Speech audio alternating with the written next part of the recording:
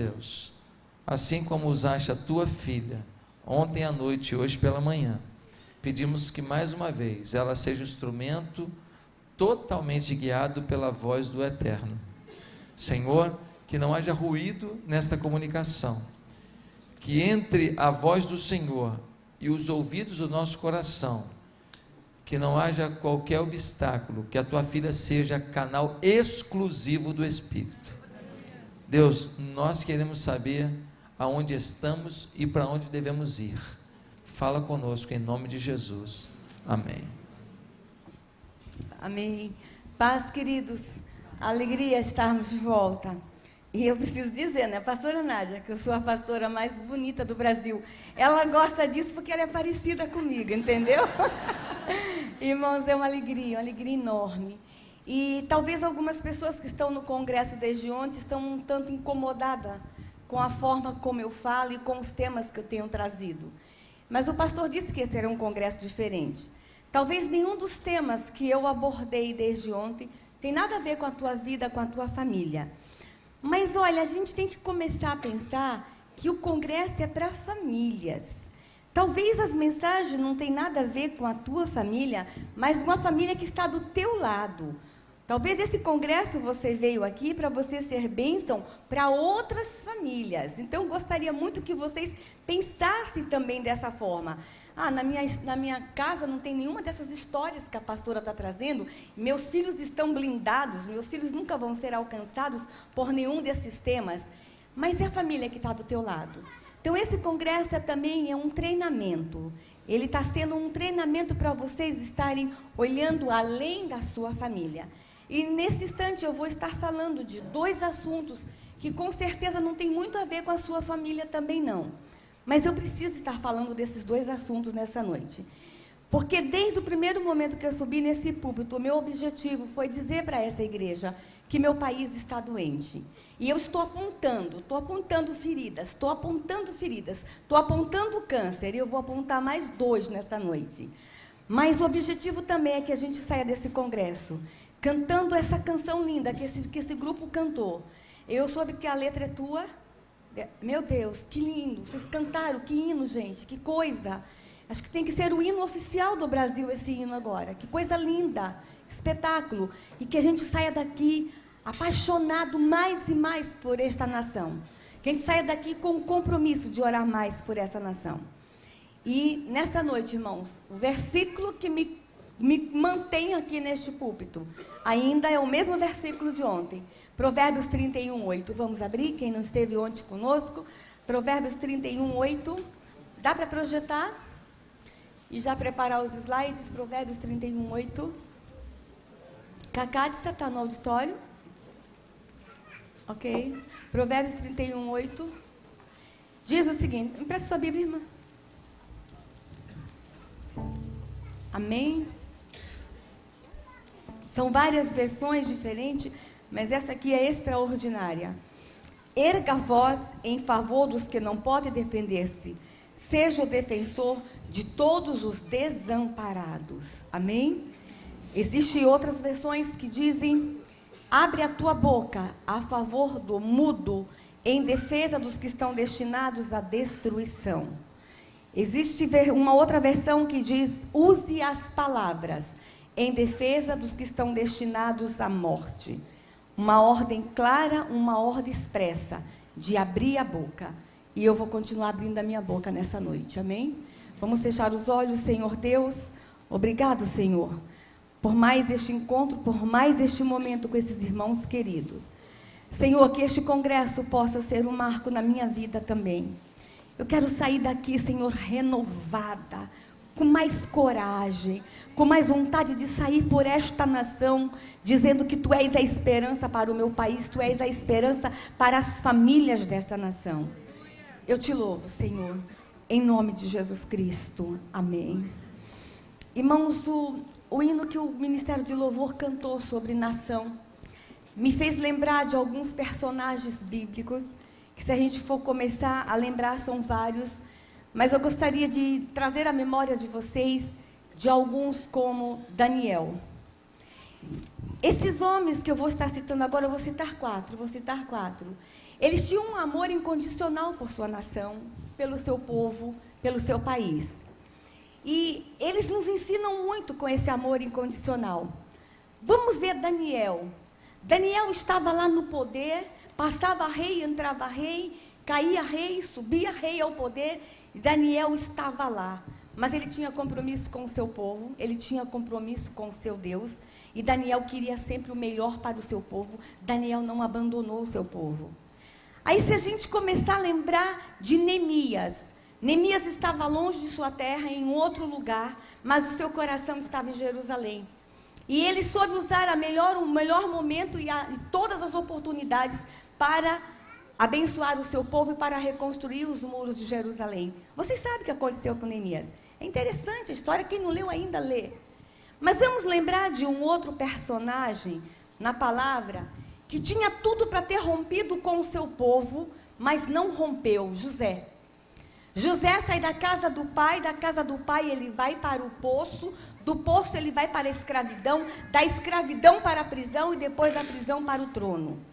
José, quando chegou ao trono, ele tinha tudo para ter rompido com o seu povo. Um povo que o traiu, que o abandonou, que o vendeu, que o machucou, que o magoou, que não acreditou nele.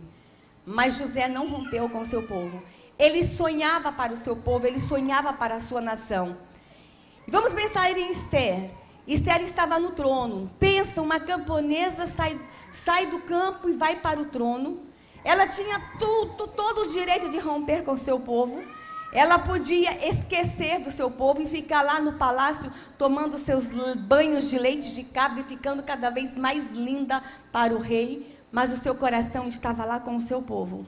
Ela sonhava com o seu povo, ela tinha sonhos para a sua nação. Eu tenho andado, irmãos, por esse país e eu tenho encontrado, infelizmente, muito crente que não sonha para esse país, que não sonha para esta nação. Esther não só amava, não só sonhava o melhor para o seu povo, como ela colocou sua vida em risco pelo seu povo. E eu tenho chamado a igreja a olhar para esta nação desta forma, de amor, olhar para a minha nação com amor e compaixão, e se levantar em amor e em compaixão por nossa nação, porque nossa nação não está bem. Podemos começar a projetar? E aí, hoje de manhã, eu fiz uma pergunta e eu vou estar fazendo de novo essa pergunta. O que você quer nessa nação? Quais são os sonhos que você tem para esta nação? Que nação você quer? Que nação nós vamos deixar para os nossos filhos? Estamos em congresso de família. Que nação nós vamos deixar para os nossos filhos? E eu trouxe de manhã algumas respostas. E uma das respostas que eu trouxe de manhã foi essa, pode passar. Eu quero uma nação que proteja as crianças e os adolescentes. E eu, desde ontem, estou falando os riscos que as crianças e adolescentes correm no meu país. E hoje de manhã eu trouxe aqui o mapa da violência e eu vou repetir, vou mostrar para quem não estava aqui. Olha como está o mapa da violência contra criança e adolescente no Brasil. O mapa me assusta. Nós somos o 4º país do mundo que mais mata crianças e adolescentes. E no mapa mundial, se vocês olharem, nós estamos atrás do Irã. É mais seguro criar uma criança no Irã do que no Brasil. Imagine que loucura, irmãos. Nós não estamos em guerra, nós não estamos em conflito, nem em guerra civil, em guerras internas nós estamos, e nós matamos mais criança que no Irã e no Iraque proporcionalmente. O que é isso? O que está acontecendo com essa nação? E a gente começa a olhar que no meu país, nos últimos 30 anos, irmãos, 860 mil crianças e adolescentes foram mortos na minha nação. Nós matamos é como se matássemos um estado inteiro, o estado de Roraima inteiro. Crianças que não tiveram o direito de ter um futuro, adolescentes que não tiveram família. O meu país mata criança, meu país é violento com relação às crianças. Recebemos agora lá na Câmara um outro estudo que nos assustou muito, uma pesquisa que nos assustou. As crianças brasileiras são as mais estressadas do mundo. E por que nossas crianças são estressadas? Um dos motivos eu apresentei ontem. Elas são abusadas, elas são agredidas, elas estão sendo erotizadas nessa nação. Uma menina abusada, ela só vai ter o quê? Estresse, desespero, angústia, vontade de morrer. Falei ontem, repito, se você quiser destruir uma mulher, abuse sexualmente dela na infância. Eu sou sobrevivente da pedofilia, contei minha história ontem, eu sei o que eu estou falando, só quem passou pelo holocausto da pedofilia sabe o que eu estou falando. Por isso que nossas crianças estão cada vez mais estressadas. E eu contei ontem, irmãos, eu vou só lembrar que 50% das crianças abusadas quando crescem serão abusadores. Mas um detalhe que eu não falei para vocês, as pesquisas estão nos apontando o seguinte, o ciclo está se fechando cada vez mais cedo. Nós estamos com adolescentes abusando de crianças no Brasil, adolescentes de 14 anos abusando de meninos de 8 anos. O ciclo está se fechando e aqui vai um recado para vocês, pais. Você que tem um menino de 8 anos, está andando com um de 14, cuidado. Não há mesmo interesse entre meninos de 8 e 14 anos. Os adolescentes estão abusando de criança no país e as crianças estão ficando estressadas. Mostrei hoje de manhã também mais um detalhe do mapa da violência e eu vou repetir, pode passar. Eu mostrei que no Brasil o estado mais violento com relação à criança é o estado de Alagoas, mas o estado mais seguro para criar uma criança, um adolescente, é o Piauí. E aí eu disse assim, isso é um soco no meu estômago como pastora, porque o Piauí é o estado menos evangelizado do Brasil, o estado que menos tem igreja evangélica, é o mais seguro para criar criança no Brasil. Tem alguma coisa errada também com a nossa forma de atuar enquanto igreja. Existem outras formas de violência no Brasil contra a criança. Eu posso falar, inclusive, do trabalho infantil no Brasil. Pode passar. Olha aqui, são mais de 3.500.000 crianças trabalhando no Brasil, crianças com 5 anos de idade. Aí alguns de vocês falam assim, mas é um país pobre. Não, o mapa me mostra que a concentração de crianças que mais trabalham está no sul do país, a região mais rica do país. As crianças estão trabalhando cada vez mais cedo, com tanto programa social e a gente não consegue vencer isso. Eu trabalhei cedo, eu trabalhei na infância e como eu gostaria de ter brincado mais, como eu gostaria de ter estudado mais. E esta é uma nação que as crianças continuam trabalhando. Me assusta também, irmãos, outras formas de violência contra a criança no Brasil. Mas eu quero falar especificamente de uma agora. Eu quero falar de uma violência silenciosa. Uma violência contra a criança bem silenciosa. Uma violência que talvez você não escuta. Uma violência que talvez você não esteja nem prestando atenção. Mas eu preciso falar disso nessa noite. É ordem de Deus. E, por favor, quem não gosta desse assunto, não se levante. Aguenta aí, senta aí, fica sentadinho, quietinho aí. E quem estiver na internet, não desligue. Porque eu vou falar agora de uma violência chamada aborto. No meu país, irmãos, 1 milhão de crianças por ano são abortadas. O número é nos dado pelas próprias feministas, e elas devem ter essa fonte muito segura, porque elas usam muito esse número. Eu questiono o número, mas vamos acreditar que talvez esse número esteja certo, se não esteja beirando a isso. 1 milhão de crianças abortadas no meu país. E aborto é um assunto recorrente. Aborto é um assunto que está na mesa. Aborto é um assunto que divide esta nação. Aborto é um assunto, inclusive, que pode decidir a presidência da República na próxima eleição. Aborto é assunto de todos nós.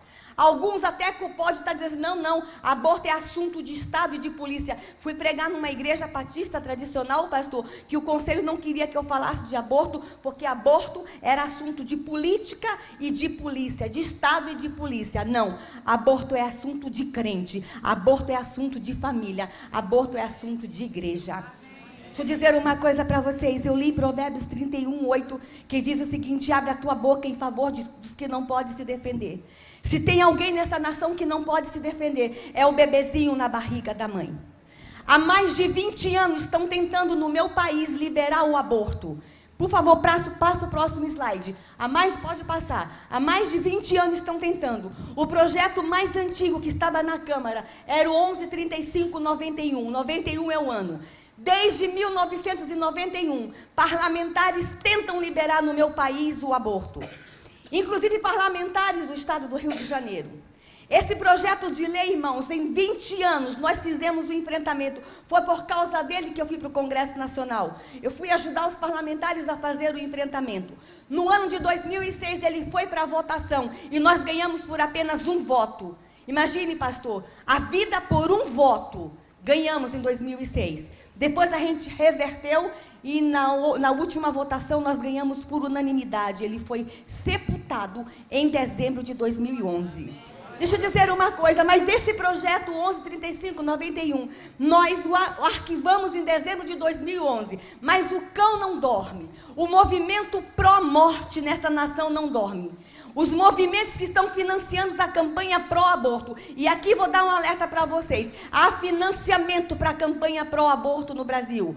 Nós vamos desmascarar o que está por trás do aborto nessa nação. Há interesses financeiros, há fundações milionárias financiando a campanha pró-aborto no Brasil e usando argumentos dos mais falsos e absurdos que vocês possam imaginar. Arquivamos em dezembro de 2011. Julho de 2012, voltaram com a história lá no Senado, agora dentro da reforma do Código Penal. Eles não dormem, eles não descansam. Irmãos, vocês não têm ideia como os movimentos de desconstrução da família e os movimentos que banalizam a vida, eles estão atentos 24 horas, eles não dormem, eles não descansam. Mas eu vou contar uma coisa para vocês que talvez não disseram. O PL 113591, ele tinha uma emenda, eu já expliquei de manhã o que é a emenda de projeto. Vai os parlamentares lá e remendam o projeto e vão acrescentando coisas ao projeto. Havia uma emenda nesse PL, apresentado por pessoas aqui do Rio de Janeiro, que permitia o aborto no Brasil até o 9º mês de gestação. A igreja não leu essa emenda. A igreja não leu as intenções. E aí vocês falam, mas é possível, pastora? É. Nos Estados Unidos, há um filme chamado Blood Money. Até sugiro que a igreja passe aqui para os jovens esse filme. Nos Estados Unidos já há estados americanos que é permitido fazer o aborto até um dia antes do parto. Vocês sabem, irmãos, como que é o aborto de uma criança de 8, 9 meses de gestação? Deixa eu explicar, porque às vezes a gente pensa de aborto numa coisa tão romântica, tão longe da gente. Deixa eu explicar como que é a crueldade. O médico aborteiro, nesses estados americanos, ele dá um remedinho para a criança morrer. E ele espera a criança morrer. E aí ele espera o prazo que o remédio faz efeito. E ele vai e tira a cabecinha da criança do útero da mãe. Porque nesses estados, a legislação diz o seguinte: o bebê tem que morrer na barriga da mãe para ser aborto. Se morrer fora, o médico pode responder por assassinato. Então ele tira a cabecinha do útero e ele vai escutar se tiver batimento cardíaco, ele corta essa veia para o bebezinho morrer com o corpinho dentro da barriga da mãe. É aborto ou é assassinato? E queriam liberar isso no meu país. E parlamentares estavam fazendo filas, governantes fazendo fila, e um monte de gente se manifestando nesse país, vamos liberar o aborto. E nós fizemos o enfrentamento. Mas agora a história voltou lá no Senado. Só que lá no Senado voltou de uma forma muito light. Está dentro do PLS 236, que é a reforma do Código Penal. Sabe como é que está lá no Senado? Não é até o 9º mês, é só até o 3º mês, até a 12ª semana. E em que situação vai liberar o aborto no Brasil? Na reforma do Código Penal? Em todas as formas. Basta a mulher dizer que não quer ser mãe, que não está pronta para ser mãe, e ela ter um laudo de um psicólogo dizendo que ela não está pronta, ela vai poder ir na rede pública de saúde e fazer o aborto se a reforma do Código Penal passar da forma que está no original. O psicólogo no Brasil não pode dar receita para analgésico para dor de cabeça. Mas se esse projeto passar da forma que está, o psicólogo no Brasil vai poder receitar a morte. Que país é esse? Que loucura é essa? E aí os parlamentares e especialistas estão lá dizendo no Senado, vamos liberar o aborto até o 3º mês, porque até o 3º mês não tem vida, não tem criança na barriga da mãe. Estão dizendo que até o 3º mês é só uma sementinha, é um monte de células. E esse discurso eu estou ouvindo de especialistas, estou ouvindo de parlamentares, de governantes, mas para minha tristeza, eu escuto esse discurso também dentro da igreja. Eu escuto crentes dizer que até o 3º mês não tem vida na barriga da mãe. É apenas um montinho de célula. Deixa eu falar aqui para o povo que está dentro dessa igreja e para quem está me assistindo. Se tem algum crente que ainda pensa que até o 3º mês não tem vida na barriga da mãe, rasga a tua Bíblia, vai embora dessa igreja agora. Porque na minha Bíblia está escrito o seguinte: quando eu era uma substância informe, o Senhor já me conhecia e já me chamava pelo nome. A vida na barriga da mãe. Tem criança na barriga da mãe. E deixa eu dizer uma coisa para vocês, irmãos. A ciência não tem dúvida. A ciência já comprovou que a vida a partir da fecundação, a vida a partir da ovulação, Não existe dúvida sobre isso. Existe conflito entre cientistas, mas não conflito na ciência. E há muito crente falando por aí que não tem vida na barriga da mãe. Deixa eu dizer uma coisa para vocês, irmãos, e por falar em vida. Uma pastora americana pegou um avião, me viu falar sobre aborto e disse: doutora Damares, toda vez que a senhora falar de aborto na igreja brasileira, dá um recado que Deus está mandando para a igreja brasileira. E eu, mas pastora, que recado é esse? Ela disse: diga para a igreja brasileira que há uma potestade que se alimenta de sacrifício de criança, e aborto é sacrifício de criança. E eu nunca tinha pensado dessa forma, pastor.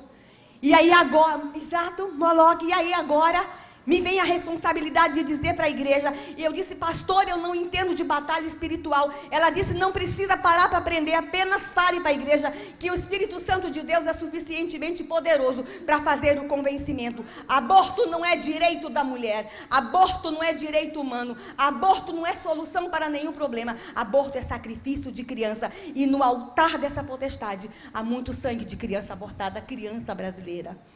E a igreja vai ter que começar a olhar isso dessa forma. Nós estamos nos silenciando quando o tema é aborto. Nós estamos deixando os políticos decidirem. Mas esse tema é um tema da igreja também. Deixa eu dizer uma coisa, irmãos. Quando eu vou para debate, e eu vou para todos os tipos de debate sobre aborto, este é meu trabalho na Câmara. E quando eu estou sentada na mesa com as feministas, elas não querem que eu fale que o que está na barriga da mãe é bebê. É para falar apenas embrião e feto.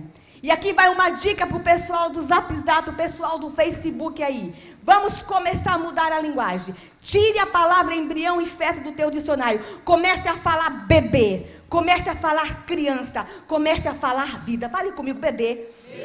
Criança. Vida. Irmão, nós temos que declarar que o que está na barriga da mãe é bebê, é criança, é vida. E isso tem um efeito muito grande no mundo espiritual. Eu sei que eu posso estar falando para alguém aqui nessa noite que passou pelo aborto. Eu não justifico, não quero justificar, mas eu entendo como uma mulher chega ao aborto. A mulher vai para o aborto na hora do desespero. Não queremos colocar nenhuma mulher que fez o aborto na cadeia. Não, porque eu sei, eu conheço quando uma mulher faz a opção pelo aborto. Porque no meu país o homem só é macho para fazer filho. Depois ele abandona a mulher. O ônus fica todo para a mulher. É no desespero que Satanás atua, e a elas é oferecido apenas uma opção, que é o aborto. Mas é no desespero que a igreja evangélica vai se levantar agora. É no desespero que a igreja evangélica vai ocupar essa brecha e vai dizer para a mulher que está no desespero: você tem uma outra opção. Irmãos, eu tenho trabalhado com um tema nas igrejas do Brasil e tenho desafiado a igreja a se levantar na hora do desespero, e está acontecendo alguns milagres. Aqui tem chinelinho de fogo, tem canelinha de fogo nessa igreja? Tem. Olha, irmãos, as irmãs Canelinha de Fogo do Nordeste estão aceitando o desafio, e elas estão fazendo o seguinte: elas estão fazendo folhetos, escuta só, e distribuindo nos postos de ônibus do interior do Nordeste, escrito o seguinte: gravidez inesperada, me telefone. E aqui vai uma outra dica para o pessoal do Zap Zap. Não existe gravidez indesejada, é gravidez inesperada, porque nenhuma criança é indesejada por Deus. E elas estão distribuindo os folhetinhos, e a menina lá do outro lado pega o papelzinho, pensa que é uma aborteira. Aí a menina liga achando que vai ganhar o aborto de graça, liga, e lá do outro lado tem uma irmãzinha chinelinho de fogo, cheia da unção, que fala alô. E ela marca o encontro com a menina, e ela vai para o encontro. Talvez alguns de vocês aí estão dizendo assim: mas quem sou eu para convencer uma menina a desistir do aborto? Tu é nada, tu não tem poder não, quem tem poder mesmo é o Espírito Santo. A tua parte é só abre a tua boca. E as irmãs chinelinho de fogo estão aí no Nordeste. E quando uma vai se encontrar com a menina, as outras ficam lá na igreja tudo orando. Não estão mais sofocando não, estão orando. Estão orando, e a irmã chega lá e começa assim: ô minha filha, tem esse menino, depois que tu tem esse menino, tu dá ele para adoção. Aborta não, tira não. E leva a menina para a igreja. E as meninas chegam na igreja. Os jovens que ficavam no Zap Zap só brincando, já acolhe a menina na igreja, já envolve no louvor. E ela começa a perceber que tem alguma coisa diferente, porque todo mundo começa a passar a mão na barriga dela e começa a orar por ela e começa a amar aquele nenê. Irmãos, e as irmãs chinelinho de fogo vão no pré-natal. Deixa eu dizer aqui uma coisa para vocês, gente. É de graça. é de o governo dar o pré-natal de graça, isso é custo zero. Se tem uma missão que a gente pode fazer de graça é essa, porque é custo zero. E o enxoval, irmãos, é baratinho. Um coeiro custa R$5.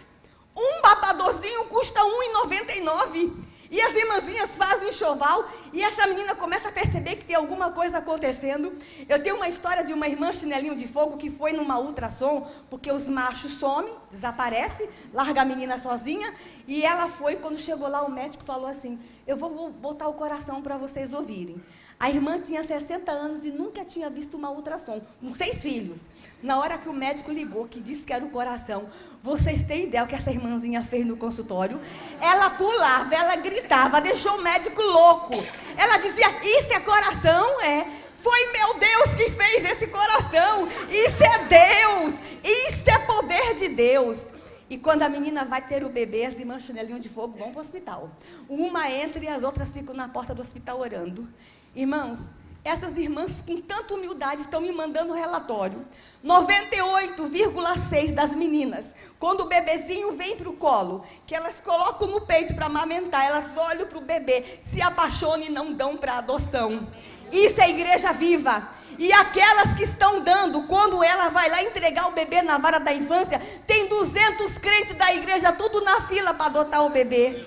A gente fala contra o aborto, mas a gente não tem solução. E eu estou trazendo uma ideia aqui para vocês. Nós podemos atuar no desespero. É 1 milhão de crianças abortadas. Se depender dessa igreja, vai ser só 999 mil, porque pelo menos uma a gente vai tentar salvar. Irmãos, vocês não têm ideia. É possível a gente salvar vidas. A questão do aborto, irmãos, estão querendo impor de qualquer forma no meu país. Os governantes estão usando todos os tipos de argumento. Vocês sabiam que um governador desse estado falou, olha o argumento que ele usou, que é para liberar o aborto no Brasil para parar de nascer bandido nas comunidades do Rio? O que ele quis dizer com isso? Que criança pobre já nasce bandida? Quem trabalha com criança pobre é a igreja evangélica. E nós sabemos que criança pobre não é bandida, criança pobre é tesouro na mão de Deus. Nós não podemos aceitar esse tipo de argumento. Agora as feministas estão usando um outro argumento. Vamos liberar o aborto no Brasil, porque é direito da mulher decidir sobre o seu corpo. Concordo. Ela faz o que ela quiser com o corpo dela. Mas o que está dentro da barriga dela não é corpo dela. E ela não tem o direito de matar. Há um outro argumento que agora estão falando. Estão querendo convencer vocês, especialmente os jovens. Cuidado. Vamos liberar o aborto no Brasil, porque é uma questão de saúde pública. Morrem milhares de mulheres no Brasil por causa do aborto. Mentira! Vamos no site do DataSUS. Quantas mulheres morreram em 2012 por curetagem? 69. É muito? É muito! Mas dessas 69, a maioria foram um aborto espontâneo que tiveram infecção. Aí eles multiplicam por 1.000. Já chegaram a falar em milhões de mulheres no Brasil que morrem por causa do aborto? É mentira, galera! Cadê os milhões de túmulos? Cadê os milhões de atestados de óbitos? Eles manipulam dados, manipulam estatística, manipulam informações para impor no meu país uma cultura de morte. Mas nós estamos mandando um recado para eles. A igreja evangélica não é feita de ignorante, de Zé Polvinho, a gente sabe ler. Vocês podem até tentar liberar o aborto no Brasil, mas não sob o nosso silêncio, não sob o nosso protesto. E aí, irmãos, eles estão tentando, está lá no Senado, está tramitando, está caminhando. E estão tentando de tudo quanto é forma liberar o aborto sob todos os argumentos. Ainda não está liberado, só em 2 situações. No Brasil só se pode abortar. Na questão, quando um caso de estupro ou risco de saúde para a mãe. Mas olha aqui, já existem políticas públicas para o aborto, quer ver? Deixa eu mostrar uma para vocês, pode passar. Olha o que o ministro da Saúde fez recentemente. Fez uma cartilha chamada Protocolo Misoprostol. Misoprostol é o nome científico do remedinho usado para matar bebê, que é o Citotec.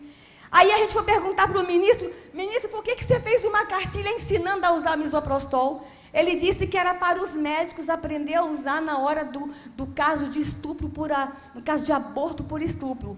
Irmãos, eles acham que nós somos idiotas. O médico fica 6 anos numa faculdade, 2 anos de residência, e tem que o ministro fazer uma cartilha ensinando ele a ler bula de remédio. Não era para médico coisa nenhuma, sabe por quê? Deixa eu mostrar, pode passar. Na primeira edição, o ministro fez 268 mil cópias. Tá bom, então se é para médico obstetra, quantos médicos obstetra tem no Brasil, ministro? 40 mil. E por que o senhor fez 268 mil na primeira edição? As cartilhas, pastor, estavam sendo distribuídas em postos de saúde para qualquer mulher ler e aprender a usar o Citotec no país. Com nossa verba pública, com os nossos impostos. Política pró-morte no meu país com os nossos impostos. Uma outra política pública, pode passar, que nós estamos questionando, a distribuição do AMIL.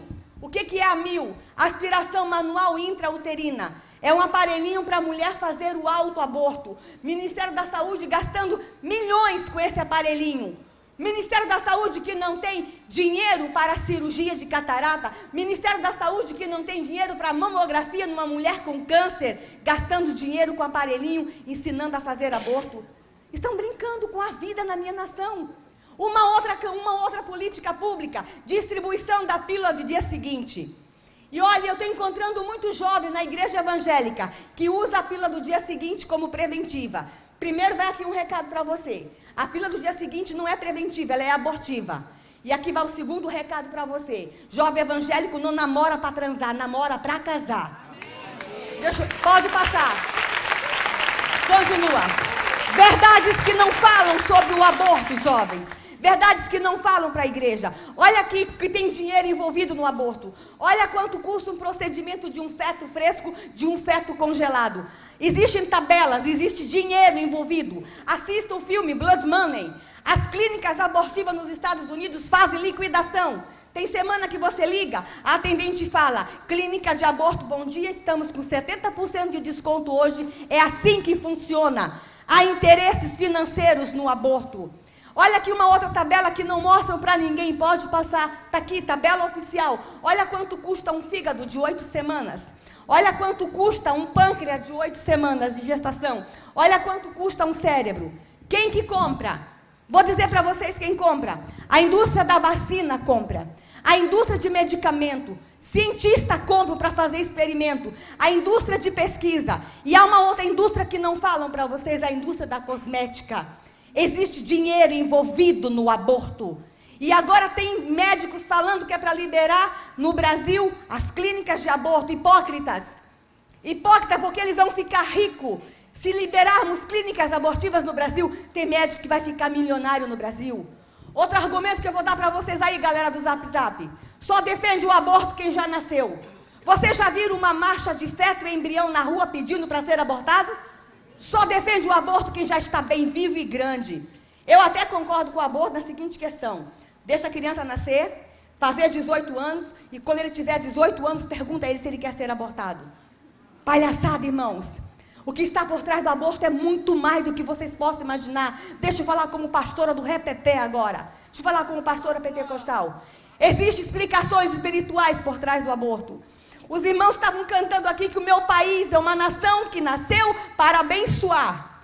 Desde criança eu escuto que essa nação seria celeiro de missionários para o mundo todo.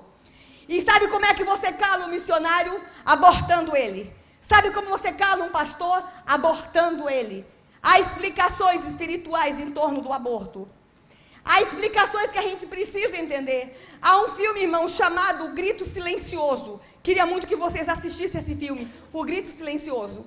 É o abortamento de uma criança por sucção. E o médico conseguiu filmar quando o aparelho entrou no útero da mãe. E quando o aparelho entra e o bebê se sente ameaçado, ele com menos de 4 meses, ele luta com o aparelho, ele empurra o aparelho com a perninha. Ele quer sobreviver. E quando o aparelho consegue puxar a perninha dele e arrancar, ele grita dentro da barriga da mãe. Ele abre a boca. O filme é muito claro. Deixa eu dizer uma coisa, é o grito que o Senado não escuta. É o grito que a Câmara dos Deputados não escuta. É o grito que os governantes não escutam. É o grito que a igreja não escuta, mas é o grito que o Deus todo soberano escuta. No Salmo 12, versículo 5, diz o seguinte: eu me levantarei por causa do gemido dos que sofrem. Eu não consigo ver Jeová sentado no trono, confortavelmente diante de um aborto. Sabe como é que eu vejo Jeová? Eu vejo Jeová em pé. Eu vejo Jeová triste. Eu vejo Jeová chorando diante do aborto. E sabe o que eu consigo imaginar? Os anjos em volta de Deus, dizendo: Deus, deixa a gente descer no Brasil, deixa a gente descer, são 1 milhão de crianças abortadas por um ano, deixa a gente descer. E Deus está contendo os anjos, Deus está dizendo: não, vocês não vão descer, vocês não precisam descer, porque a minha igreja naquele país vai se levantar. Isso é papel de igreja, isso é papel de crente. Abre a tua boca em favor dos que não podem se defender. Se alguém que não pode se defender, irmãos, é o bebezinho na barriga da mãe. Eu não crio heresias, eu não crio fantasias, mas eu acredito que quando nós chegarmos no céu, nós vamos encontrar, irmãos, alguns corais nos esperando. Nós vamos ter o coral dos patriarcas, nós vamos ter o coral dos primeiros mártires, nós vamos ter o coral dos primeiros cristãos. Mas você vai se surpreender com um coral que você vai encontrar lá, com milhões e milhões de rostinhos de crianças brasileiras, crianças que não tiveram o direito de nascer, de ter o primeiro aniversário, de ouvir do seu pai, da sua mãe: eu te amo uma única vez. Elas estão lá nos esperando. Irmãos, se eu estou falando para alguém que passou pelo aborto aqui, e que ainda se sente machucado, ferido, e traz o trauma para a vida toda, e é trauma para a vida toda, quando oferecem o aborto como opção, não falam para a mulher que é uma violência contra ela, que ela vai a vida toda lembrar disso. Hoje é noite de cura. Mas eu sei que eu estou falando aqui para um outro grupo de pessoas, e é esse grupo que me preocupa, é o grupo dos que se omitem diante do aborto. Sabe que a vizinha está tomando um chazinho e não está fazendo nada? Sabe que o namorado da amiga está comprando o Citotec para ela abortar e não está fazendo nada? Sabe de algum caso na família e não está fazendo nada? Quem sabe eu não estou falando para alguma mãe, para algum pai nessa noite que está muito bravo com o filho, com a filha, porque um bebezinho foi gerado fora da hora. Deixa eu falar uma coisa: vai para casa hoje e abraça essa barriga, abraça esse bebê, começa a amar esse bebê hoje. Irmãos, deixa eu fazer uma pergunta para vocês: qual foi a última vez que você abençoou uma grávida? Qual foi a última vez que você estendeu uma mão em direção a uma grávida? As grávidas nesse país, vocês não têm ideia como elas sofrem. O mundo do inferno gira em torno de um ventre materno nessa nação. A partir de hoje, comece a abençoar as grávidas. Sabe o que eu vejo na igreja? Grávida levantando para pegar água, pastor. Eu não vejo jovens fazendo nem massagem nos pés das grávidas na igreja. Eu não vejo jovens nem chegando, eles têm medo de barriga. Barriga não morde não, gente. Barriga tem bebê. Nós temos que mudar algumas culturas dentro da igreja. Tem alguma grávida aqui nessa noite? Tem alguma grávida aqui? Ô, minha filha, fica em pé. Tem mais alguma grávida além dela? Ou outra ali, fica em pé. Quem está do lado? Aqui tem mais uma grávida. Vocês nunca abençoaram uma grávida? Vocês vão estender as mãos para elas agora. Vocês vão, quem está por perto, abraça essas grávidas aí. Vocês não sabem, irmãos, a carga hormonal que essas meninas têm. Vocês não sabem o que elas enfrentam. Abrace. Vamos declarar em nome de Jesus que esses bebezinhos vão nascer com vida, com saúde. Pode estar na barriga dessas mães, missionário para as nações, pastores para essa nação. Em nome do Senhor Jesus Cristo, nós declaramos vida, declaramos essas mães abençoadas, esses bebezinhos abençoados. Amém. Pastor, no novo templo, pastor, faz uma tribuna para grávida. Eu vou em igreja, pastor, que eu vejo os apóstolos com tribuna, com trono. Quem tem que ter trono na igreja é grávida. Quem tem que ter água, os jovens, traz uva para as grávidas, traz maçã para elas. Pergunte o nome do bebê. Esses bebês já têm que chegar na igreja amados. Olha aqui, pessoas que trabalham com ministério infantil, leve grávida para a sala de aula. Mande as crianças passar a mão na barriga. As crianças têm que ir na igreja aprender que há vida na barriga da mãe. Aborto, irmãos, é muito maior do que vocês possam imaginar. É uma violência silenciosa contra a mãe e contra a criança. E eles querem liberar. E mandaram o recado que em 2 anos vão liberar o aborto no Brasil. Eles podem até tentar, mas há uma igreja evangélica no meio do caminho. Pode passar. Aqui tem vida. Amém? Amém. Pode passar a próxima imagem. A próxima. Aqui não tem vida. Aqui não tem direito da mulher. Aqui não tem direito humano. Aqui não tem solução para crime. Aqui não tem nenhuma solução. Aqui tem dor, tem sofrimento. Se alguém está nos assistindo pela internet, estava na dúvida se ia ter o bebê ou não. Se alguém está no desespero, por favor, venha falar com o pastor dessa igreja. Há um grupo de pastores nessa igreja aqui pronto para te receber, pronto para te acolher. Não tenha o aborto como opção. Aborto não é solução para nada, aborto é sofrimento. Mas eu sonho com um país, irmãos, pode passar, que nenhuma criança mais, pode passar, vai ser abortada. Nenhuma criança mais vai ser jogada no esgoto. Essa é a cena que a gente assiste todo dia. 1 milhão de crianças sendo abortadas. Aborto não é solução. E querem liberar o aborto no meu país. Mas eu vou falar agora de uma outra violência nessa nação. Eu já estou encerrando, pode passar. Eu quero falar de uma violência contra os excluídos. Eu quero um país que acolha os excluídos. E eu quero pedir permissão nessa noite para trazer para vocês aqui uma família que talvez vocês não conheçam tão bem como eu conheço. Mas eu preciso falar dessa família nessa noite. Eu quero falar da família indígena na minha nação. Eu poderia trazer vários tipos de famílias hoje, vários tipos de excluídos na minha nação, mas eu quero trazer especificamente os povos indígenas. O meu país, irmãos, tem mais de 220 povos indígenas, vocês sabiam disso? Vocês sabiam que nós temos ainda 40 povos indígenas no Brasil, que eles já foram identificados e não foram contactados? Irmãos, imaginem, em pleno 2014, nós temos povos que nós não fizemos contatos ainda. Nós já temos mais de 180 línguas catalogadas e conhecidas, e se esses 40 povos falarem outras línguas, podemos passar de 200 línguas nessa nação. Vocês têm ideia do que é isso? Olha a pluralidade cultural da minha nação, 200 línguas diferentes. Jeová pode ser adorado nessa nação em 200 línguas diferentes. Isso é extraordinário. Gente, o meu país é lindo demais. Olha isso, o meu país é especial. Eu não vou entregar essa nação na mão do diabo. Nós não vamos entregar essa nação linda que Deus nos deu, tão rica, com tanta pluralidade cultural. Mas aí, irmãos, eu tenho trabalhado com os povos indígenas. Deixa eu mostrar aqui uma foto linda para vocês, pode passar. Olha aqui, ó.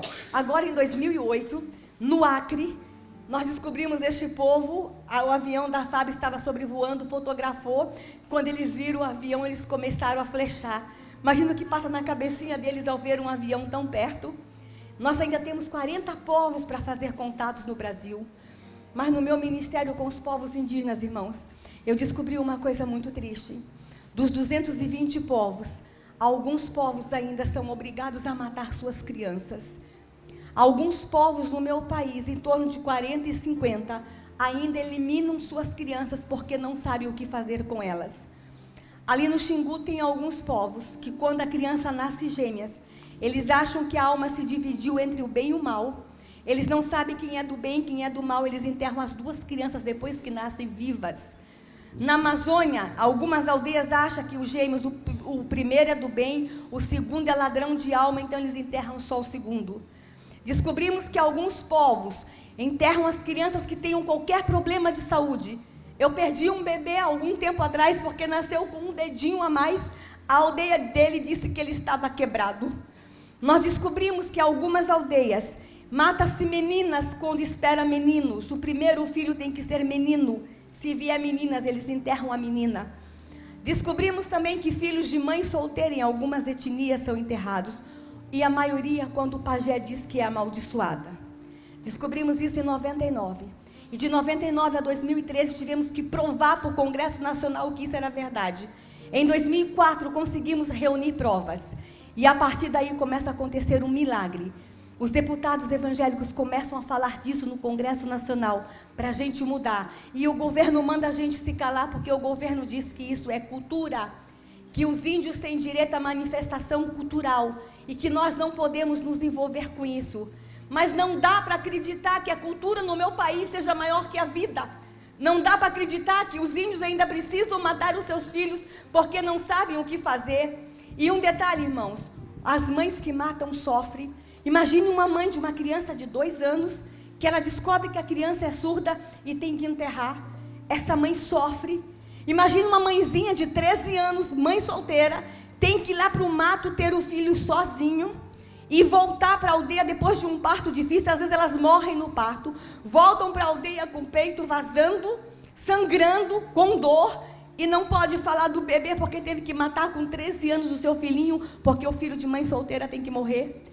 Por que eu estou falando isso, irmãos?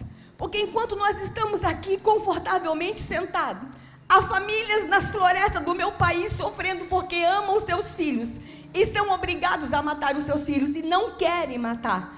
Mas há uma imposição cultural. E a FUNAI diz que a gente não pode fazer nada. Mas deixa eu dizer uma coisa. Desde ontem eu estou falando que há esperança para o meu país. E eu quero terminar essa minha mensagem falando para vocês de milagres em relação aos povos indígenas. E o meu milagre tem nome, tem rosto, pode passar. Pode passar. Deixa eu mostrar para vocês esse milagre. Esse milagre aqui se chama Iganani Suruahá. Ela nasceu com uma pequena paralisia cerebral, a mãozinha torta, a perninha torta, e o pajé mandou a mãe enterrar. E a Muadi disse, eu não vou enterrar Iganani. Fugiu para a base da Jocum, pediu socorro. A FUNASA e os missionários tiraram Iganani da aldeia, fizeram uma cirurgia.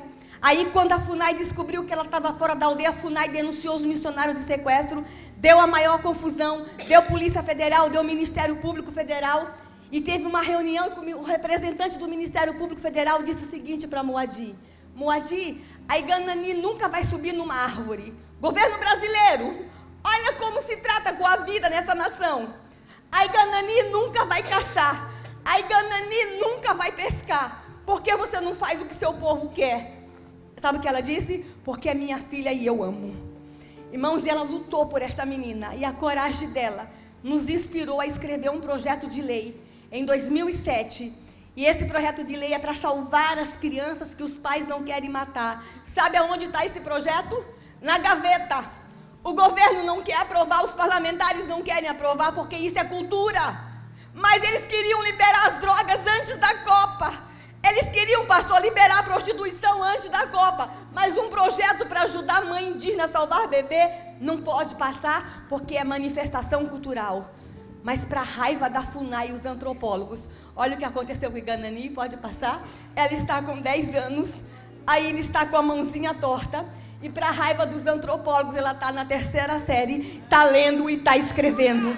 E para a raiva da FUNAI, está ao vivo, vou falar, ela está lendo a Bíblia sim. Ela aceitou Jesus, sim.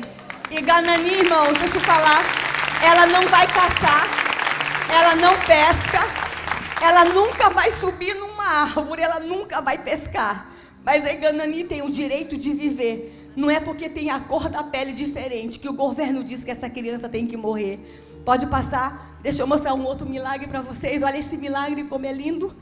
Esse milagre é filho de mãe solteira, ele se chama Malé. Inclusive tem um videozinho no YouTube com o nome dele, depois vocês procuram a Malé. A mãezinha dele teve que enterrar ele depois de nascido. Ela era mãe solteira, só que ela fez um buraco raso, não foi um buraco muito fundo, ela fez um buraco raso. Mas teve uma coisa, quando ela cortou o cordão umbilical dele, ela cortou errado, ele começou a sangrar. Mas aí ele podia ter morrido de hemorragia, mas a Malé queria viver. Na hora que a mãe jogou ele na terra, a terra estancou o sangue dele. Mas ela enterrou. Ele ficou 2 horas enterrado. Ele nasceu por volta de 7 da manhã. Às 9, essa índia descobriu onde ele estava. Pediu ao cacique permissão para desenterrar o Amalé. O pajé liberou. Quando o Camiru, que já salvava crianças na aldeia, chegou diante do buraco, o buraco estava quieto. Ela podia ter desistido dele, porque não havia sinal de vida. Mas ela não desistiu, ela foi lá, abriu o buraco, tirou a Malé do buraco. E que bom que essa mulher não desistiu dele. Ela levou ele para o rio, deu banho, cuidou do cordão umbilical. E à tarde ele acordou, ele voltou à vida à tarde. E quando ele acordou à tarde, ela teve que sair da aldeia para pedir socorro, porque ela estava com medo, ele estava muito fraquinho. E quando ela teve que sair da aldeia, ela não sabia falar uma palavra em português. E ela pediu ao filho dela, adolescente, que saísse da aldeia com ela, porque ele falava português. E esse menino saiu para salvar o Amalé. E a Amalé hoje está com 10 anos. Olha a carinha do Amalé, irmãos, passa aqui. Passa a próxima foto. Olha aqui. Ele tem direito de viver, irmãos. Não é porque é filho de mãe solteira que tinha que ser morto. Mas o irmãozinho dele, que era adolescente, que saiu com a mãe da aldeia para salvar o Amalé. A Malé não pode morar na aldeia porque ele faz transfusão de sangue uma vez por mês, mora na nossa chácara. O irmãozinho dele está aqui, vem cá, Cacá. Foi esse aqui, vem cá, Cacá. Corre, Cacá. Por causa do Amalé, o Cacá saiu da aldeia para acompanhar a sua mãe, para salvar o Amalé. Vem cá.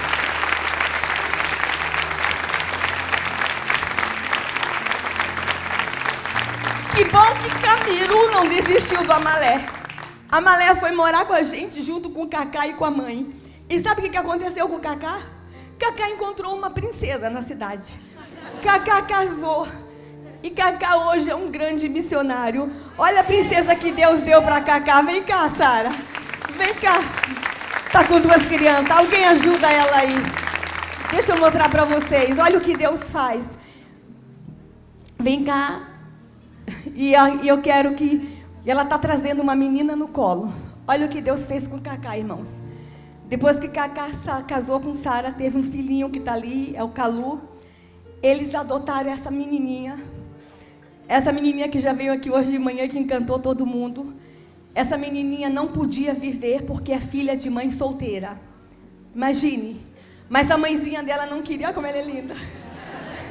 A mãe dela não queria que ela morresse e pediu socorro ao missionário Cacá.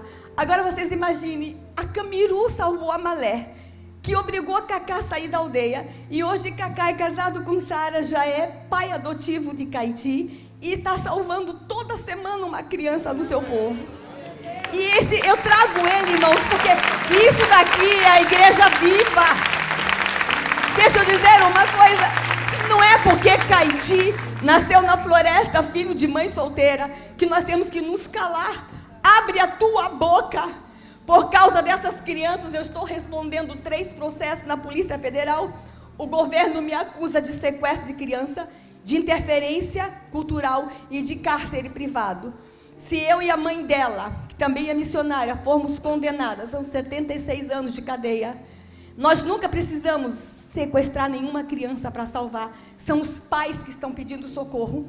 Essas crianças têm direito à vida. Cacá, uma palavra rapidinho.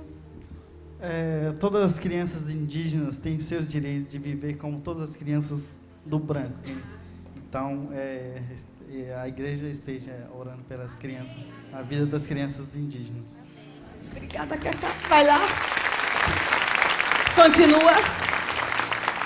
Pastor, só tem um problema com o Amalé. O Amalé torce pelo Flamengo. Mas ele é lindo demais. Pode passar, eu estou encerrando, pode passar. Essa foto, irmãos, esse pai índio, ele era pai de crianças gêmeas. A esposa estava grávida de gêmeos e a FUNASA fez a ultrassom e não disse que era gêmeos para ela não sofrer.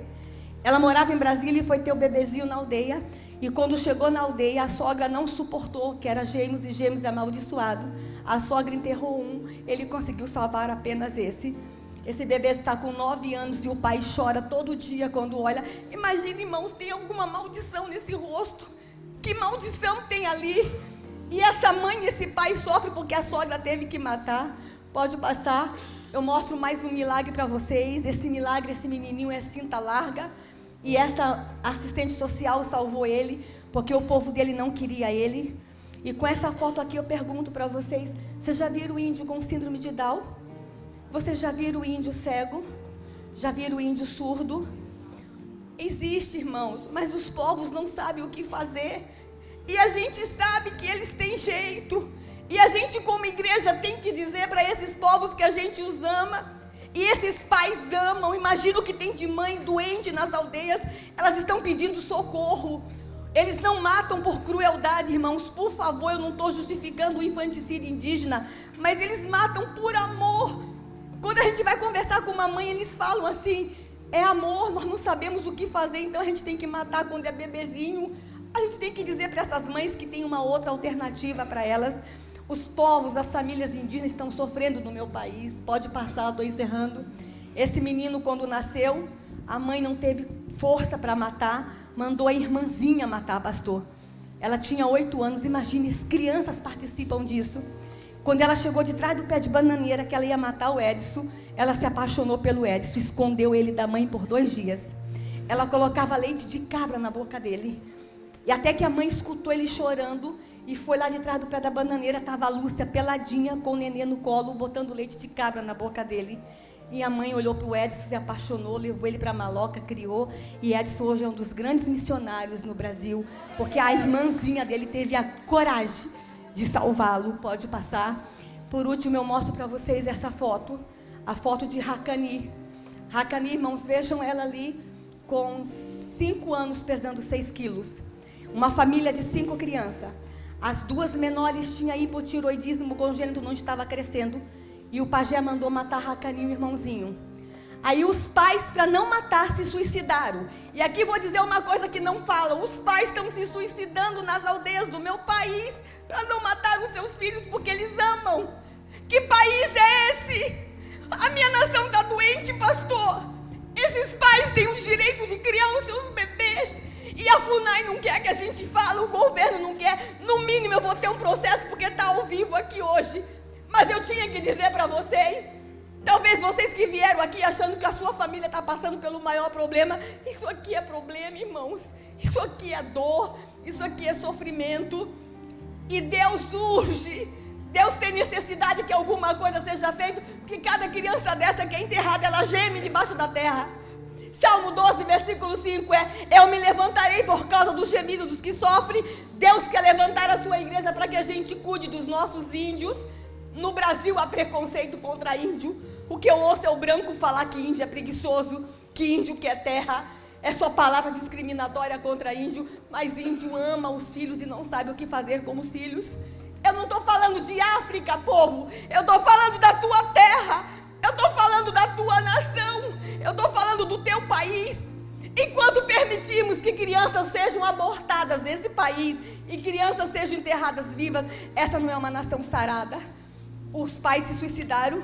Aí o pajé chamou o irmão de 16 anos para matar os irmãozinhos. O irmão foi lá, bateu o facão, desmaiou o menorzinho, enterrou, pegou a Hakani, bateu o facão na cabecinha dela e enterrou ela. Depois que ele enterrou ela, o irmão de 8 anos foi lá e tirou ela do buraco, ainda viva. Levou para a aldeia. Na aldeia ela foi flechada, o vô flechou ela. Ela tem um buraco aqui no ombro. Ela não morreu na flechada, não morreu no facão, não morreu enterrada. Aí o pajé disse, essa criança não tem alma. Então não é criança, é bicho. E ela viveu por 3 anos como bicho. E teve que se rastejar por 3 anos como bicho. Ela não podia brincar nem falar, porque bicho não brinca e não fala. Inclusive quando ela tentava falar, batiam na boquinha dela para ela não falar, porque bicho não fala. E ela não dormia na maloca, porque bicho não dorme na maloca, ela dormia do lado de fora. Ela não morreu por um milagre. Mas eu sei porque ela não morreu. Porque Hakani é a nossa inspiração. Foi a primeira criança do nosso trabalho. Hakani está viva, está com 19 anos. E o nome Hakani quer dizer sorriso. Os pais estão morando fora do Brasil com ela, porque depois que nós fizemos um filme com a história dela, a FUNAI quer que ela seja devolvida para a aldeia. Só que se ela voltar, ela vai sofrer, porque ela ficou com sequelas. E eu encerro a minha mensagem, mostrando para vocês 2 minutos o que aconteceu com Hakani. Só queria que os irmãos não deixassem as crianças assistir. E as grávidas também, por favor, não assistam. Por favor, coloca o vídeo, é 2 minutos. Enquanto vocês assistem, eu quero que vocês comecem a orar por essa nação. Eu quero que vocês comecem a orar pelos índios do meu país. E aí eu já encerrei a minha mensagem, só 2 minutos. Enquanto vocês estão aqui, olha o que está acontecendo na floresta do meu país. Essa é a história da vida da Hakani. E a partir de hoje, irmãos, eu gostaria muito de contar com essa igreja na luta pela vida das crianças indígenas no país. É uma encenação, pode passar, da história da vida dela.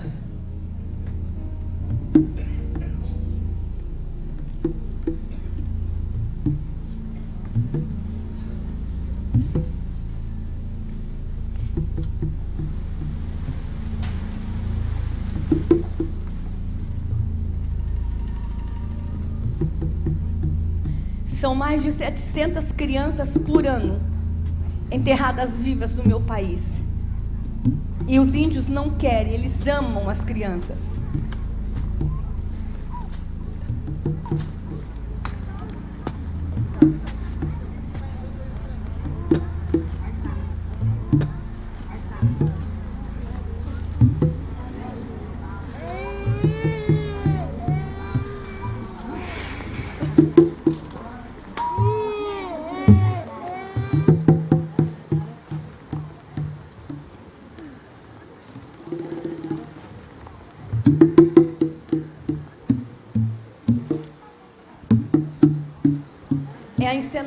da vida dela, exatamente como aconteceu, irmãos.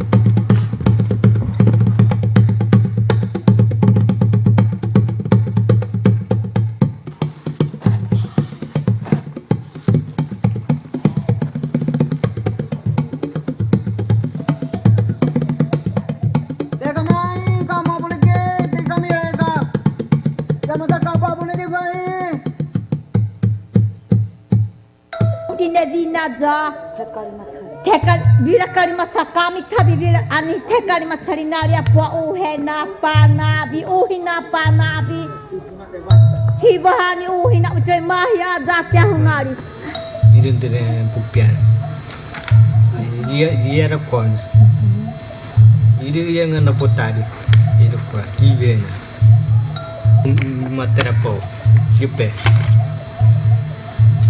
Iri muno vere vira Evi Ijimbo viteko Boi também Chana eru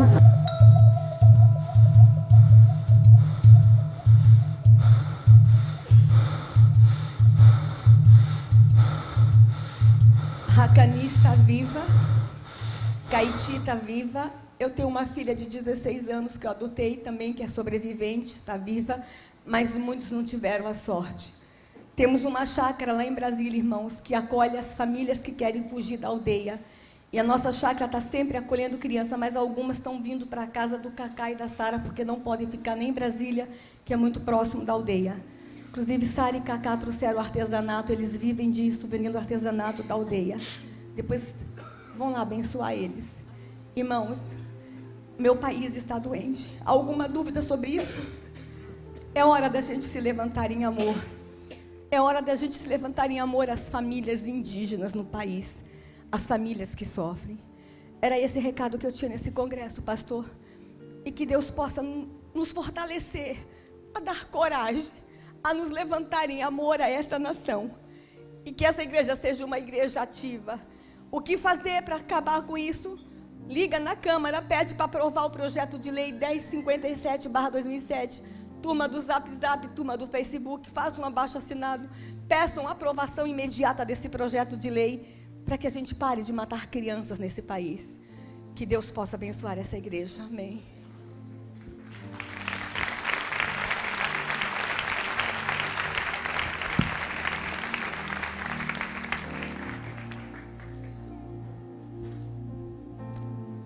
Talvez não fosse esse o final de culto que eu gostaria. E talvez não seja esse o final de culto que você gostaria. A gente sempre fala tanta coisa linda do Evangelho. E mesmo nos dias mais difíceis aqui, que a gente fala a palavra mais dura, a gente termina o culto assim, meio up. Mas, meus irmãos, para a gente poder terminar esse culto up, para cima, a gente tem que entender qual é a realidade. Não adianta a gente continuar fingindo que está tudo bem, porque a gente melhorou, reformou a casa, comprou uma geladeira nova, trocou de carro, comprou uma roupa bonita, já está pagando uma viagem que a gente sonhou fazer, para um lugar muito bonito, para um parque maravilhoso. Ô gente, até que ponto a gente consegue entender a nossa humanidade? O nosso elo com essas pessoas como gente da gente, nosso povo, nossa gente. Até que ponto a gente consegue chorar com os que choram e se alegrar com os que se alegram, como diz a Bíblia?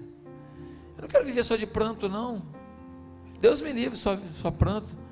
Também quero ter celebração, quero ter vitória. Deus me livre. Mas até que ponto a gente é apaixonado por pessoas? Até que ponto essa gente diferente, esse povo indígena com sua cultura tão diferenciada, sua alimentação tão diferente, sua vestimenta esquisita para os nossos padrões, até que ponto a gente consegue amar essas pessoas? Deixa eu te falar uma coisa, é muito fácil às vezes você chorar por uma criança que tentaram matar, mas quando a gente é apaixonado por pessoas, a gente chora também por aquele menino arrogante que quebra tudo no condomínio. Sabe por quê? Porque não tem um pai para dar um abraço. Aquela garota espiritada do condomínio que fala alto com todo mundo, que xinga o porteiro, não respeita ninguém. Sabe por quê?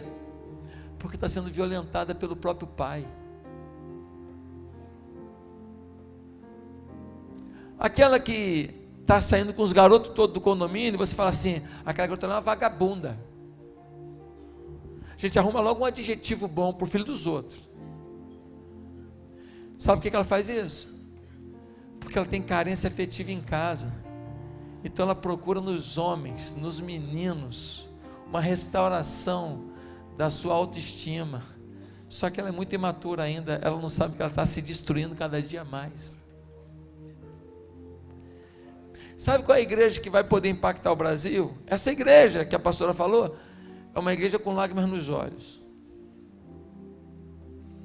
Talvez o fim do culto não seja o fim do culto que você gostaria, mas é o fim do culto que vai fazer o ápice da nação.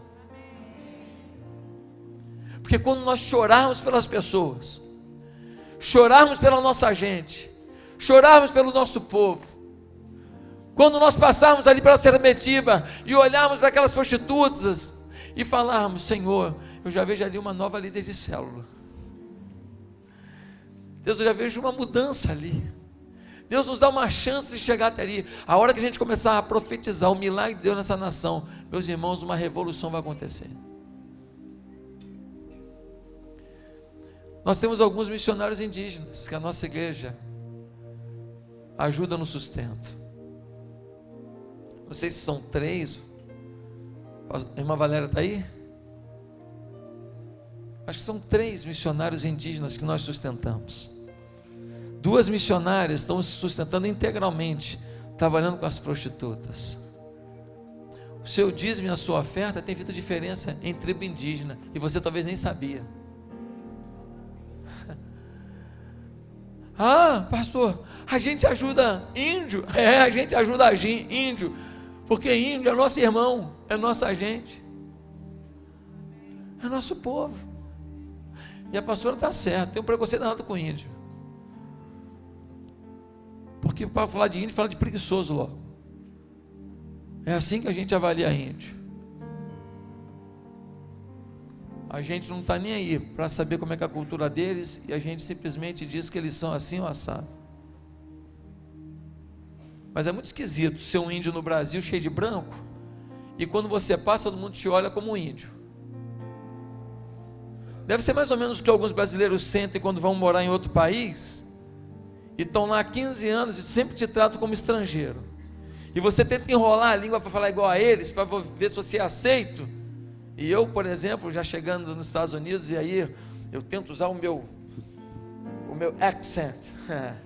Aí eu falo, tal. Aí o cara fala assim: pode falar em português que eu entendo. Falei: obrigado, valeu. Parece que você nunca é aceito. Parece que você nunca convence. Eu queria pedir à minha igreja um favor.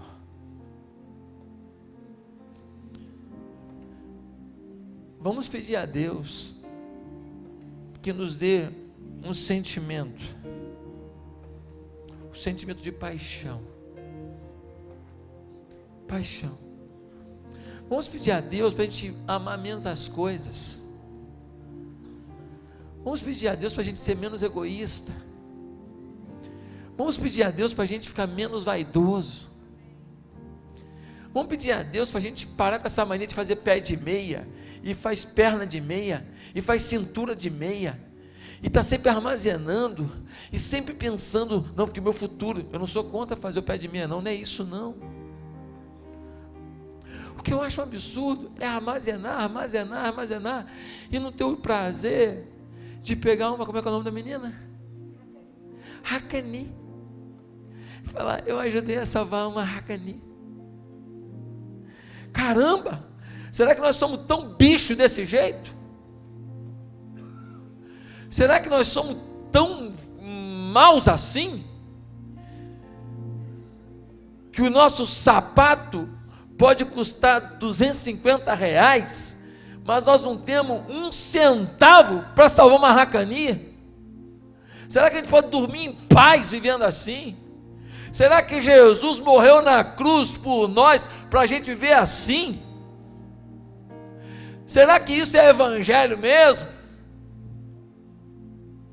Meus amados irmãos, nós vamos ter que mudar. Nós vamos ter que tomar posição. E vamos ter que começar a amar, sabe aonde? Dá uma olhada para o lado assim rapidinho. Olhou? Começa a amar por aí, irmão. Porque a gente não consegue amar nem as pessoas que a gente vê aqui e vai derramar lágrimas por alguém que você nunca viu. Para de se enganar, meu irmão. Se tu não ama a igreja, tu vai amar. Eu vou amar o índio. Tu ama porque tu não vê. Tu ama porque tu não sente o fedor. Tu ama porque tu não vê uma pereba na cabeça que tu vai ter que meter a mão e limpar. Quando eu fui para a África, 2003, eu cheguei na África, cheio de alquinho na minha mão, potinho, leva isso aqui que é bom para desinfectar a mão. Cheguei lá e encontrei a missionária Noêmia. A mulher estava naqueles hospitais lá, o hospital parecia um navio negreiro, aquelas coisas horríveis.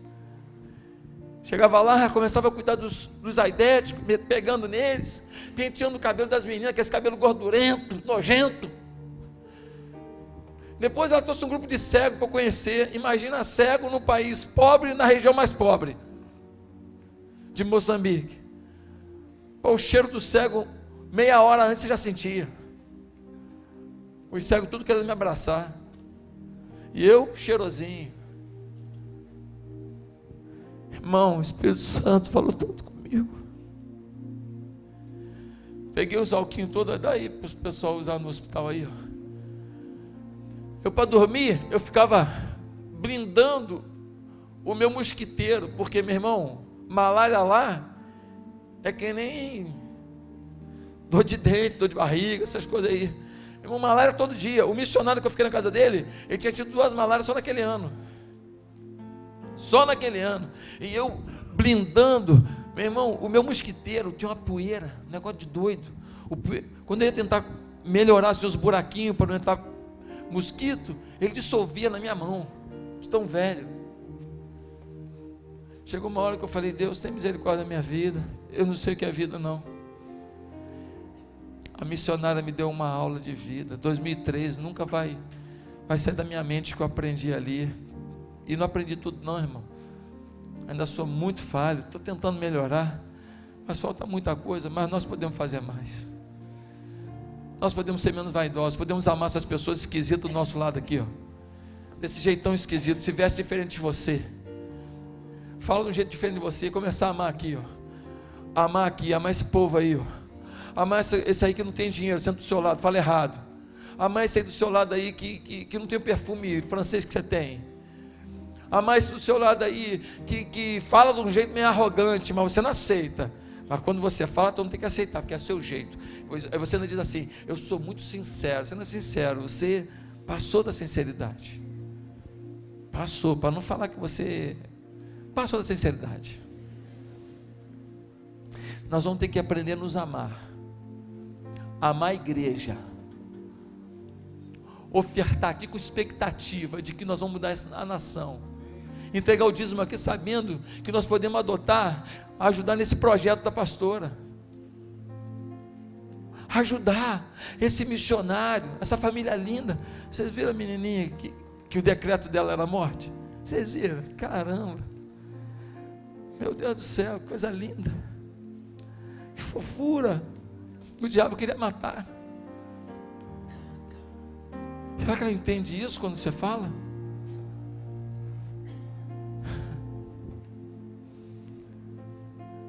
Bem, queria que falasse para ela que nós amamos muito, muito, e que eu tenho um presente para ela lá no meu gabinete. Se ela entende o que eu estou dizendo, ó, tem um presente para você no gabinete, mas é só fazer assim com o dedo. Ô gente, ó, é chocolate, conta para ninguém não, é chocolate, desse tamanho. Gente, nós vamos encerrar esse culto agora. Agora, já que a gente não pode encerrar o culto para baixo, nós vamos orar, dizendo: Deus, nós queremos que nós vamos ser usados para mudar a nação, amém? Amém. Então você vai curvar sua cabeça agora e vai fazer uma oração aí. Deus, eu serei usado para mudar essa nação. Faz uma oração aí. Eu serei usado para mudar essa nação. Diz: eu serei usado para mudar essa nação. Enquanto você ora, em silêncio, o pessoal do Vida Vitoriosa vai entrar aqui e vai subir aqui nesse palco, em silêncio, sem cantar hoje.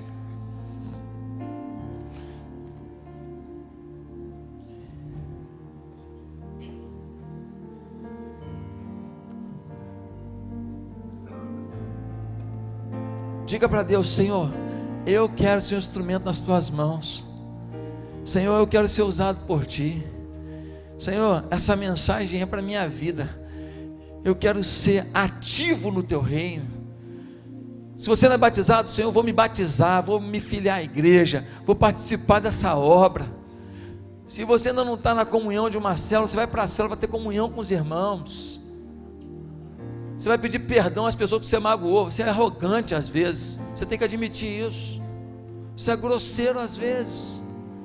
Você é grosseiro com a sua própria mulher às vezes, com o seu próprio marido, com o seu próprio filho. Você não pede desculpa, você tem que entender isso, você não pede desculpa.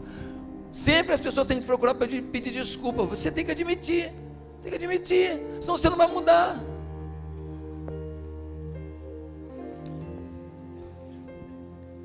Hoje vocês chegaram calminho, né?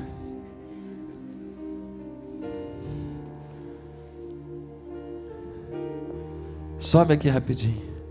Enquanto eles estão subindo, eu quero orar com você. Feche os seus olhos, nós vamos orar. Senhor, nós queremos te agradecer pelo recado que recebemos da pastora. Esse recado não será em vão. A gente acredita que o milagre vai acontecer na nação. A gente acredita que essa igreja será um instrumento para um avivamento na nação. Ó Deus, aqui estão os homens e mulheres que vão mudar a história desse país em nome de Jesus. Senhor, nos dá recursos financeiros, nós estamos precisando tanto no meio dessa obra, televisão e tanta coisa. Nos dá recursos financeiros, nós estamos precisando muito, Senhor. Nos dá obreiros, quantos nós precisamos no ministério infantil, na recepção, nos ministérios como um todo da igreja. Deus, levanta obreiros nessa igreja. Mas, Senhor Deus, levanta a gente com lágrimas nos olhos, paixão. Nós queremos fazer as coisas para Ti, com paixão no coração. em nome de Jesus. E quem concorda comigo, diga amém. Amém, Senhor. Amém. Bem, está subindo uma turma boa aqui, e essa turma está chegando do Vida Vitoriosa. Já imaginou se eles estivessem aqui no culto? Olha quanta gente a mais que ia ter, né? Já está gente lá fora na tenda, ia ter muito mais. E o Vida Vitoriosa fez alguma coisa na vida deles. Pastor Leandro, eu só posso ter 4 testemunhos hoje. A gente pode combinar para a semana que vem mais. Então o pastor Leandro vai conduzir esse momento para mim. Querido, foi um agir de Deus. Choveu aqui? Choveu? Me falaram que inundou. Lá não choveu uma gota, vocês acreditam? Deus fez algo tremendo lá. Eu queria que vocês ouvissem alguma das pessoas lá. Vai, Mateus. Paz, Senhor, para todos. Gente, é um prazer muito grande eu estar aqui hoje nessa noite. Há tanto tempo da minha vida, apenas com meus 19 anos, eu lutei por uma coisa que eu nunca tinha conseguido. E no Vida Vitoriosa, eu encontrei a cura para a minha vida. Quando a minha mãe estava grávida de mim, foi lançada uma maldição sobre a minha vida, que eu iria ser homossexual. Mas eu nunca aceitei isso. Eu sempre lutei contra isso. E eu vivi no Evangelho esse tempo todo. Só que eu nunca pratiquei o Evangelho como deveria ser feito. E no Vida Vitoriosa, eu encontrei pessoas de Deus, aonde que me mostrou aonde era a minha falha, aonde era o meu erro, e aonde me mostrou o caminho certo que eu deveria seguir. Hoje eu posso dizer que o Vida Vitoriosa não só foi esse final de semana. O Vida Vitoriosa eu estou levando para dentro da minha vida. Porque aleluia, Deus. Aleluia. Porque a honra e a glória é do nosso Senhor Jesus. Tudo que foi passado lá, eu estou levando para a minha vida. A bagagem de Satanás que ele liberou sobre a minha vida ficou. Eu só estou levando as coisas boas, porque eu sei que o homem sozinho, ele não consegue. Mas quando eu tenho a direção de Deus, ele pode ir além. Muito obrigado. Aleluia. Vem. Amém. Graça e paz, igreja. Não resistam como eu resisti a participar do Vida Vitoriosa. Eu levei muito tempo para estar participando desse momento que é muito, muito, muito especial. É um momento em que verdadeiramente a gente percebe o quão necessitamos, enquanto igreja, realizarmos esse retiro, essa Vida Vitoriosa, para que possamos marchar, caminhar como uma igreja liberta, como uma igreja realmente que caminha na certeza de que realmente temos uma vida vitoriosa em Cristo Jesus. Amados, faça, não deixe de fazer, porque realmente a sua vida nunca mais será a mesma.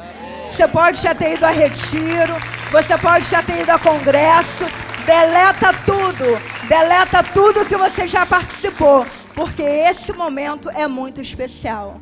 Glória a Deus.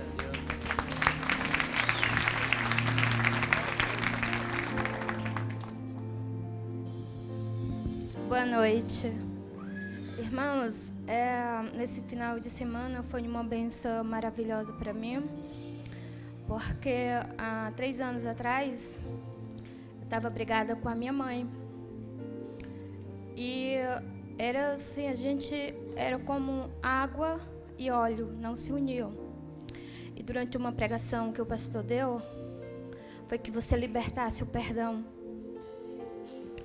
E foi muito doloroso, porque eu sentia ódio da minha mãe. E no momento que o pastor falou, quando você sair daqui, da Vida Vitoriosa, ligue para aquelas pessoas que você machucou, você tem ódio, chegue para seu irmão e peça perdão. Pai, mãe, passei por muitas coisas pela minha mãe, porque minha mãe, ela não me batia, ela me espancava. Só que naquele momento que o pastor estava pregando aquela palavra, e falou sobre a vida dele, sobre do perdão, porque ele foi muito mais maltratado do que minha mãe me maltratou. No momento que eu estava saindo da vida vitoriosa no caminho, liguei para ela e não consegui. Mas no momento que eu cheguei aqui na igreja, eu liguei para ela e disse: mãe, boa noite. E ela, boa noite, pedi a bênção. E ela me abençoou. E falei: mãe, durante 16 anos, eu nunca soube que era um abraço da senhora. Uma palavra que eu acho muito linda é quando uma mãe chega para o filho e diz: filho, eu te amo. E essa palavra, essa frase eu nunca escutei da minha mãe. E nunca eu falei para ela a mesma coisa. E hoje, eu liguei para ela e falei: mãe, eu só via os seus erros, não os meus. E hoje, estou ligando para você que dizer que eu te amo. Você é muito especial.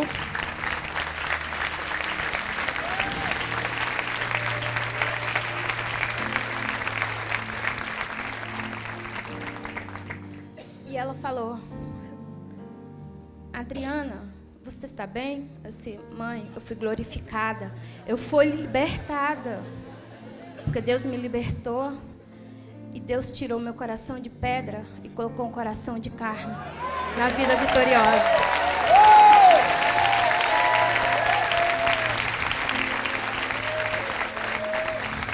A mesma coisa eu falei para o meu pai.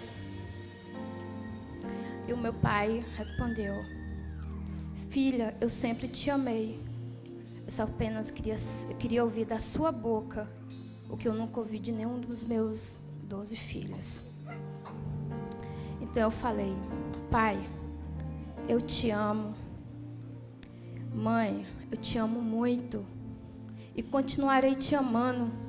E todo dia eu vou ligar para ela e dizer: benção, mãe, eu te amo.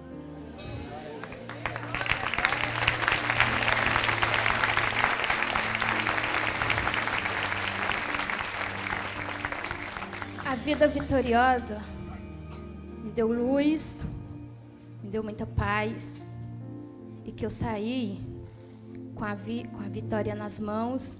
E peço a todas aquelas pessoas que não gostam dos seus irmãos, amigos, que têm raiva, chegue a ela, libere o perdão, porque é muito importante para a nossa vida, para poder ser feliz. É o que eu tenho a dizer de vida vitoriosa. Agradecer as pessoas também que foram muito boas, a equipe, agradecer a minha líder de célula, que é a Priscila, e uma pessoa também que foi muito especial, Enoelia. Sem ela eu não estaria aqui, mas primeiramente pela Deus. E eu agradeço muito isso, e que Deus abençoe todos vocês. Boa noite.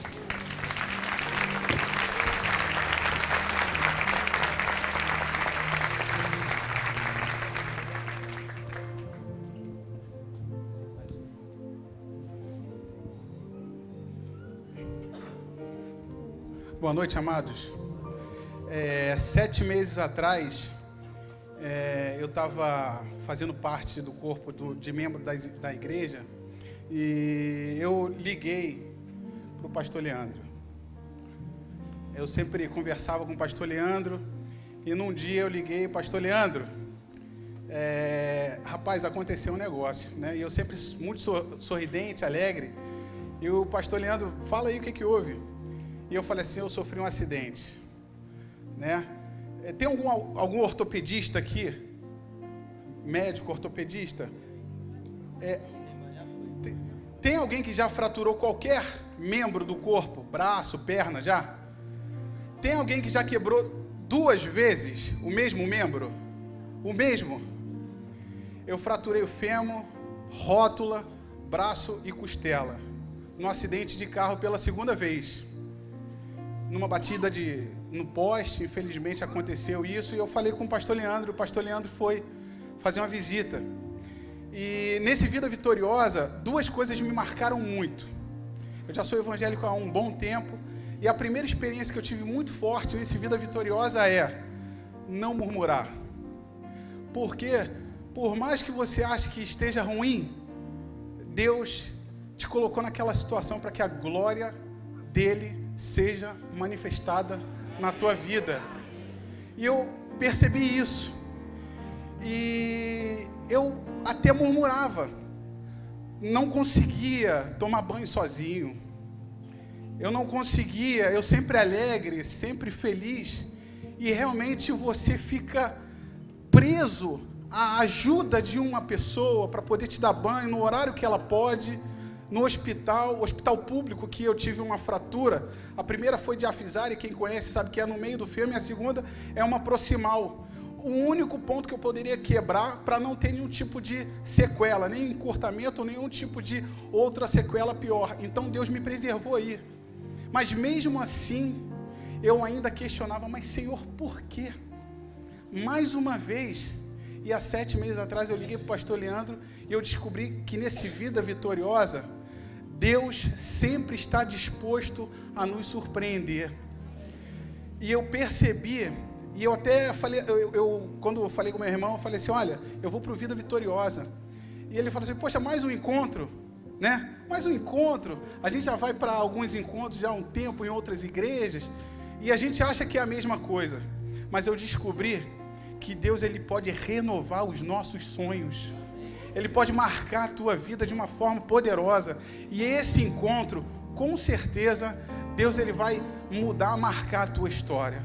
Então é isso que eu queria falar. Obrigado e que Deus abençoe a cada um.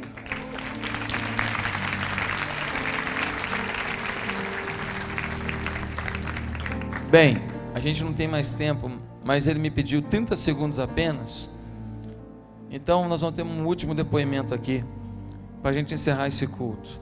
Vendo que no meio dessas tragédias todas, Deus está fazendo milagres também. Amém? Meus queridos, meu nome é Mateus, eu tenho 22 anos e me converti com 9 anos. Eu não subo num púlpito desse aqui, deve fazer uns 8 anos, eu acho. Me lembro quando eu tinha 13 anos, eu estava pregando numa igreja de manhã. O senhor conhece minha história. E bom, Deus agia ali. Eu me permiti me afastar de Deus, né? E conhecer muitas coisas no mundo. Eu não sei o teu problema, eu não sei a tua experiência com Deus ou com o mundo.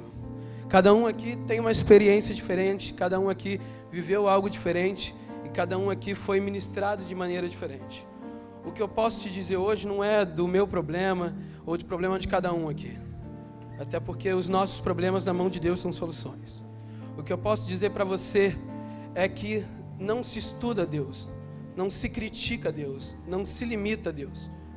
Deus não tem dimensões, não tem largura, não tem altura, não tem profundidade que possa definir o amor de Deus por você.